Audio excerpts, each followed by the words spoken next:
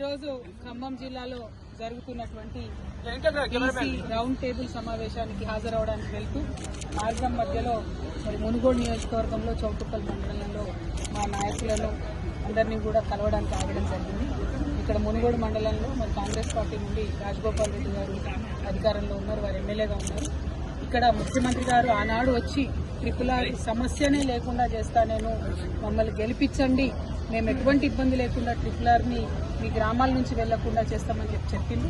కానీ గెలిచి 14 నెలలు అవుతున్న ట్రిపుల్ సంబంధించినటువంటి బాధితులకు ఎవరికైతే ముఖ్యమంత్రి గారు మాట ఇచ్చారో ఇంతవరకు వాళ్ళు 2000 మంది పైచిలుకుతో కలెక్టరేట్ ముట్టడి చేసినా కూడా కనీసం వాళ్ళని పిలవడం కానీ మాట్లాడడం కానీ చేయకపోవడం అనేది కారణం.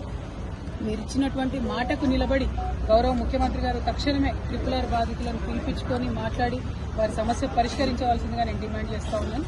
రాజగోపాల్ రెడ్డి గారు ఈ విషయంలో చొరవ తీసుకోవాలని కూడా మేము డిమాండ్ చేస్తా ఉన్నాం. మరి మునుగోడులో ఉన్నటువంటి అందరికీ కూడా విజ్ఞప్తి చేసేది ఒకటి, తెలంగాణ రాష్ట్రం తెచ్చుకున్నదే అందరూ బాగుండాలి, అందరం కూడా చక్కగా ఉండాలనే విషయంలో. కాబట్టి ఇవాళ బీఆర్ఎస్ పార్టీ మీ అందరి పక్షాన కూడా నిలబడి పోరాటం చేస్తా ఉన్నది. Thank you. జై తెలంగాణ.